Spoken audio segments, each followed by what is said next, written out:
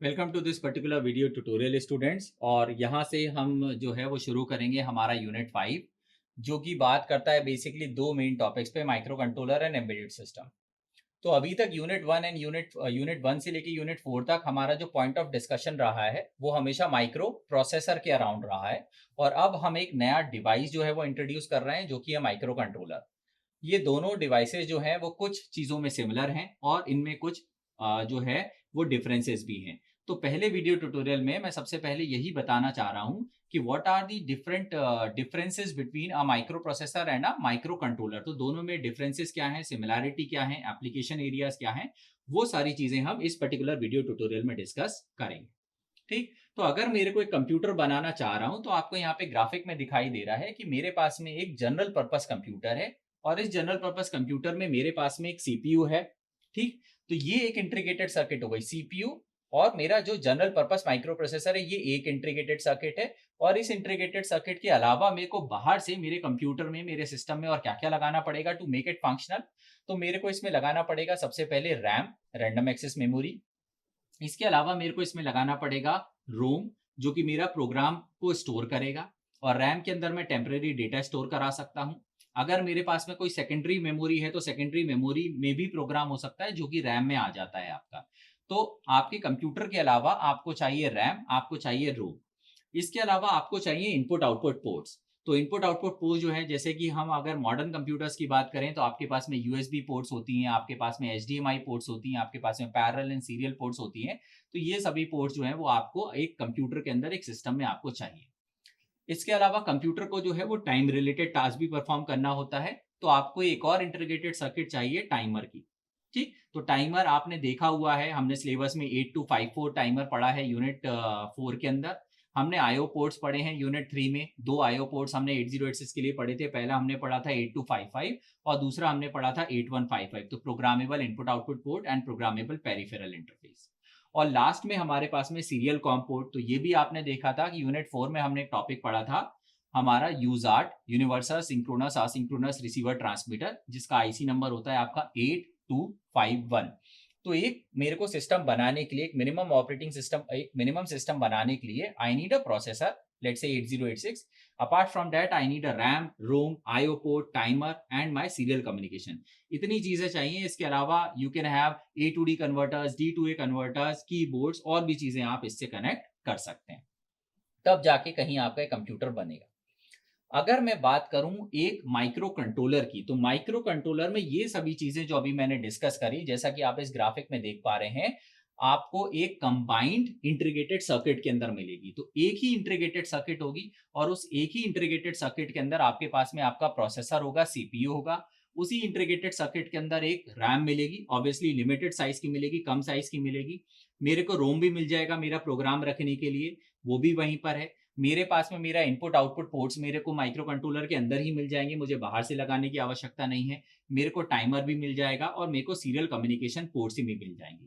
तो अगर आप इन दोनों ग्राफिक्स को कंपैरिजन करेंगे तो आपको समझ में आएगा कि माइक्रो प्रोसेसर के अंदर आपको बहुत सारे इंटीग्रेटेड सर्किट्स लगाने पड़ेंगे। और ये जो इंटीग्रेटेड सर्किट्स हैं ये फिर आपके ये एक प्रिंटेड सर्किट बोर्ड पर ये सभी पेरिफेरल्स आपके आएंगे और फिर एक बड़ा सा मदरबोर्ड जो है वो आपका बनता है। और तब कहीं जाके एक आपका एक कंप्यूटर बन पाएगा, एक सिस्टम बन पाएगा।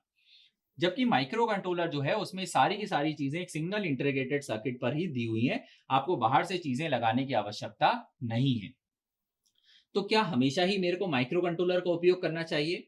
इसका आंसर नहीं है। क्योंकि माइक्रो कंट्रोलर में ठीक है कि आपको सारी चीजें एक ही इंटीग्रेटेड के सर्किट में मिल रही हैं, लेकिन क्योंकि एक ही इंटीग्रेटेड सर्किट में मिल रही हैं, तो आपका जो अमाउंट है मेमोरी का, रैम का, आपका जो अमाउंट है रोम का, number of input output port जो आप कनेक्ट कर सकते हैं वो लिमिटेड हो जाते हैं। क्योंकि एक ही इंटीग्रेटेड सर्किट में सब कुछ है।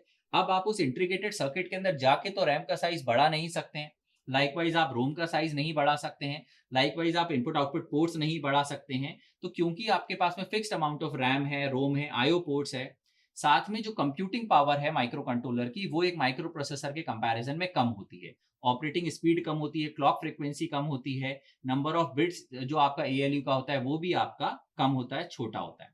ठीक। तो ऐसी एप्लीकेशंस जहां पे आपको बहुत ज्यादा कंप्यूटिंग पावर की आवश्यकता नहीं हो, जहां पर आपका मेन फोकस जो है वो पावर कंजप्शन है, जहां पे मेन फोकस है कॉस्ट, क्योंकि कॉस्ट ऑफ माइक्रो कंट्रोलर बहुत कम होती है as compare to a system which is designed around a microprocessor. तो जहां पे आपका प्राइमरी फोकस जो है वो पावर कंजप्शन है, कॉस्ट है, स्पेस है, वहां पर तो है आप माइक्रो कंट्रोलर्स का उपयोग करेंगे।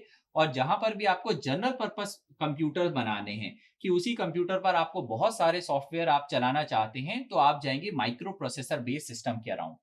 क्योंकि यहाँ पे आपको बाहर से रैम लगानी है तो आप उसका साइज कम ज्यादा कर सकते हैं। रोम आपको बाहर लगानी है, अगेन आप कम ज्यादा कर सकते हैं। नंबर ऑफ आईओ पोर्ट्स आप कम ज्यादा कर सकते हैं, नंबर ऑफ टाइमर्स आप कम ज्यादा कर सकते हैं। So everything has to be connected externally. इससे ये सिस्टम में नुकसान ये होगा कि ये सिस्टम जो है बल्की हो जाएगा, बड़ा हो जाएगा ऑब्वियसली, ठीक है, और ज्यादा एक्सपेंसिव भी हो जाएगा। लेकिन फायदा ये है कि आपको वर्सेटैलिटी मिलेगी। आपको amount of RAM, ROM and IO ports आप सिलेक्ट कर सकते हैं कि आप कैसा यूज करना चाहते हैं। ठीक। अब यहां से एक और चीज निकल के आती है जिसके अराउंड हमारा पूरा का पूरा यूनिट 5 बेस्ड है, वो है एम्बेडेड सिस्टम या एम्बेडेड प्रोडक्ट। तो बहुत सारे एम्बेडेड प्रोडक्ट जो हैं वो मार्केट में अवेलेबल हैं। जैसे फिलहाल मेरे हाथ में ये एक रिमोट है, तो ये जो रिमोट है ये आपका क्या है, एक एम्बेडेड प्रोडक्ट है। इसके अंदर एक माइक्रो कंट्रोलर होगा, और ये माइक्रो कंट्रोलर जो है इसको बहुत ज्यादा कंप्यूटिंग पावर नहीं चाहिए। इसके अंदर जो आपका माइक्रो कंट्रोलर है उसमें बहुत कंप्यूटिंग पावर नहीं चाहिए, क्योंकि एज यू कैन सी इसमें 3 ही बटन हैं, तो ज्यादा कुछ ये करेगा नहीं। ठीक है, एक एलईडी है इसके अंदर, बस इतना ही काम ये करता है। ठीक, तो बहुत कंप्यूटिंग पावर नहीं चाहिए। लेकिन आप चाहते हैं कि एक ही बैटरी पर ये ऑपरेट हो जाए, ज्यादा महंगा नहीं होना चाहिए ये, तो वहां पर ऐसे डिवाइसेस जहां पे कॉस्ट, स्पेस और आपका पावर कंजप्शन क्रिटिकल हो, वहां पे आप यूज करेंगे माइक्रो कंट्रोलर्स का। और ऐसे जो प्रोडक्ट्स होते हैं, रिमोट जैसे जो प्रोडक्ट्स होते हैं या एम्बेडेड सिस्टम के जो प्रोडक्ट्स होते हैं, वो ज्यादातर सिर्फ और सिर्फ एक ही काम करते हैं, one task at a time करते हैं या वन टास्क ही करते हैं। और इसका जो एक टास्क रहता है, जो प्रोग्राम रहता है, वो हम इसकी रीड ओनली मेमोरी के अंदर हम इसे स्टोर कर देते हैं। ठीक। तो आगे पूरे यूनिट के अंदर हम सबसे पहले पढ़ेंगे हमारा 8051 माइक्रो कंट्रोलर, और उसके बाद में हम इस 8051 माइक्रो कंट्रोलर को कैसे यूज करते हैं इन एम्बेडेड सिस्टम एप्लीकेशंस, हम वो पोर्शन भी समझेंगे। तो वहां पे हम मिलेंगे। आई गेस आपको कंपैरिजन समझ में आया होगा। तो अगली बार जब आपसे कोई बोलेगा कि what are the differences between a microprocessor and a microcontroller, you should be able to answer that particular question. तो यहाँ पे इस पर्टिकुलर वीडियो को करते हैं close. Thank you so much, have a great day ahead.